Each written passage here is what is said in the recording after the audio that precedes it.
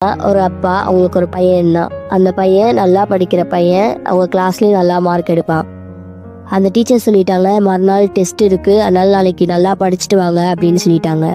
அந்த பையன் வீட்டுக்கு போயிட்டு சாப்பிட்டுட்டு சாயங்காலமா படிக்கலாம்னு சொல்லிட்டு நோட் எடுத்து வைக்கிறான், புக்கை எடுத்து வைக்கிறான். அப்போ பார்த்தீங்கன்னா அவங்க அப்பா நல்லா குடிச்சிட்டு வந்துட்டாங்க. குடிச்சிட்டு வந்துட்டு அவங்க அம்மா கூட சண்டை போடுறாங்க, அவங்க அம்மாவை அடிக்கிறாங்க. இதெல்லாம் பார்த்த அந்த பையன், இதுக்கு மேல நம்ம என்ன படிக்குது அப்படின்னு சொல்லிட்டு மூடி வச்சுட்டு ரொம்ப சோகமா உட்காந்துருக்கான். அதை பார்த்து அவங்க அம்மா அந்த பையன்கிட்ட வந்து, என்னாச்சு தம்பி, ஏன் ஒரு மாதிரி சோகமா இருக்கேன்னு சொல்லி கேட்குறாங்க. இல்லைம்மா, நேற்று டீச்சர் டெஸ்ட்டுக்கு சொல்லியிருந்தாங்க, ஆனால் நான் படிக்கலை, அதனால எனக்கு இன்னைக்கு மார்க் போடலை, முட்டை மார்க்கு தாம்மா, எதுவுமே நான் எழுதலை அப்படின்னு சொல்லி சொல்கிறான். அதுக்கு அவங்க அம்மா கேட்குறாங்க, ஏன் தம்பி நீ நேற்று படிக்கலை அப்படின்னு சொல்லி கேட்குறாங்க. அதுக்கு அந்த தம்பி சொல்கிறான், இல்லைம்மா, நேற்று அப்பாவும் நீங்களும் சண்டை போட்டுட்டு இருந்தீங்க, அதனால என்னால் படிக்க முடியலை, நான் எடுத்து வச்சுட்டேன் அப்படின்னு சொல்லி சொல்கிறான். அதுக்கு அவங்க அம்மா சொல்கிறாங்க, ஏன் தம்பி, இது மாதிரி எத்தனையோ பேர் வீட்டில் நடக்குது, ஆனால் அவங்க எல்லாருமே படிச்சு தான் முன்னேறி வர்றாங்க. இங்கே படிப்பு ஒன்று தான் தம்பி எல்லாருக்கும் மாற்றத்தை உண்டாக்கும். நீ இன்னைக்கு படித்தாதான் நாளைக்கு நீ இந்த மாதிரி நடந்துக்க மாட்ட. அதனால தான் சொல்கிறேன், நீ நல்லா படி. உன்னால் எவ்வளோ தூரம் படிக்க முடியுமோ அவ்வளோ தூரம் படி.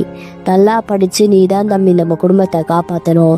இதுதான் என் தலையெழுத்துன்னு நான் உன்னை படிக்க வைக்காமல் இருந்தேன்னா நாளைக்கு நீ இந்த மாதிரி தான் நடந்துக்குவ. நீ நல்லா படி, நல்லது கெட்டது தெரிஞ்சுக்கோ தம்பி அப்படின்னு அவங்க அம்மா சொல்லிட்டாங்க. மறுநாள்ல இருந்து அவன் இன்னும் நல்லா படிக்க ஆரம்பிக்கிறான். டெய்லிக்கும் அவங்க வீட்டில் சண்டை நடந்துட்டு தான் இருக்கு. அவங்க அப்பா குடிச்சிட்டு வந்து சத்தமாக சண்டை போடுறதா செய்கிறாரு.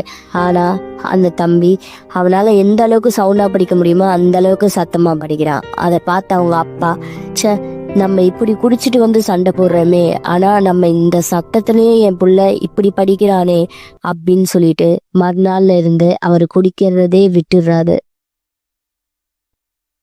தயவு செஞ்சு சொல்றேன் பெற்றோர்களே, நம்ம குழந்தைங்களுக்கு முன்னாடி சண்டை போடுறதை நிறுத்துங்க.